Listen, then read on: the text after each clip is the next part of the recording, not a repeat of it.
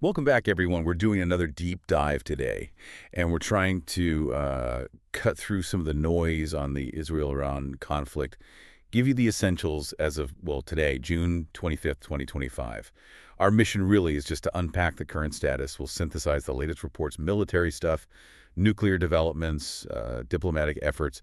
Think of it like your shortcut to getting up to speed on what's actually happening. Okay, let's unpack this. Yeah, and what's truly fascinating here, I think, is just how quickly things like this can change. Understanding how all the pieces connect, that's really crucial. So, beyond the headlines, we'll pull together what we know about this very precarious ceasefire, the impact on Iran's nuclear program, which is significant, and those critical diplomatic moves happening right now. It's about getting that full, nuanced picture. Okay, so the picture right now, thankfully, does include a ceasefire, for the moment, anyway. We're talking about a really delicate truce, apparently brokered by former President Trump. It kicked in around June 24th, maybe the 25th. Reports suggest Iran stopped their missile strikes first, Yeah. and then Israel responded maybe, 12 hours later. Now, while things have mostly stayed quiet, there were some, minor skirmishes reported right at the start. Yeah. Just shows how fragile it is. Exactly. And fragile isn't just like a throwaway word here. It's got history behind it. If you connect this to the bigger picture, all the past tensions. Well, this quiet period is important, yeah, but definitely uncertain. We've seen these lulls before, right? They feel solid for a bit, and suddenly things erupt again. Those underlying issues, the potential for more conflict, still very much there. Right. So this precarious calm exists. But maybe we should quickly recap what led up to it to really get why it feels so fragile. What were those key escalations just before the ceasefire? Good idea. Absolutely.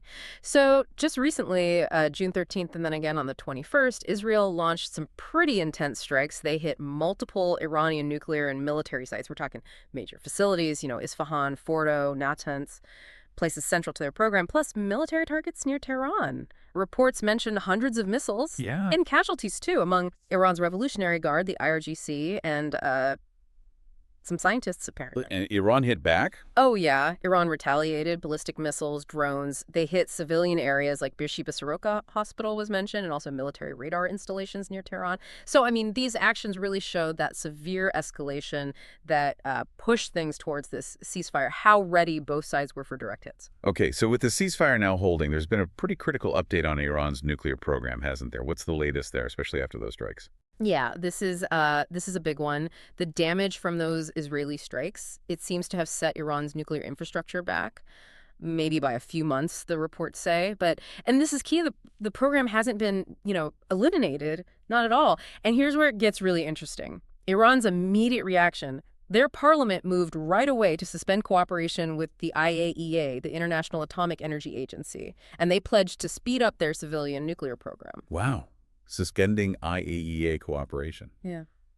What does that actually mean in practice? Well, it's huge. It basically cuts off international eyes on their program, makes it much harder to track what they're doing. It creates this information vacuum, which really impacts global non-proliferation efforts, obviously, and it makes any future deal, any kind of diplomatic path forward, much, much harder to verify, riskier. Okay, so less transparency there. Yeah. Meanwhile, on the economic and diplomatic side, some surprising news. Gulf markets actually bounced back after all Right. that. Yeah. Kind of counterintuitive, isn't it? But reports show regional stock indices rose, oil prices stabilized once the ceasefire was announced. It suggests maybe the markets are pinning hopes on diplomacy calming things down, even if the underlying tensions are still there. And speaking of diplomacy, there are talks planned. That's right. U.S.-Iran talks are apparently set for next week, focus on nuclear issues, potentially linked to easing some sanctions. These talks are going to be absolutely critical. I mean, sanctions relief is always a huge sticking point, but also a major potential lever for de-escalation. It offers a pathway, maybe a narrow one, but a pathway. So let's try to pull this together. What does this all mean for you listening in? We've got a ceasefire, it's holding, but yeah, it's fragile. Military postures on both sides, still very wary. Iran's nuclear program delayed, yes, but now becoming much less transparent because they've cut ties with the IAEA. And these potentially significant U.S.-Iran talks are just around the corner. Exactly. And that ceasefire, it really is tenuous. You've got Israel's military leaders already warning the campaign might just resume, and Iran is threatening to accelerate its nuclear work. So U.S.-backed diplomacy is vital right now, absolutely critical. But here's something maybe for you to think about.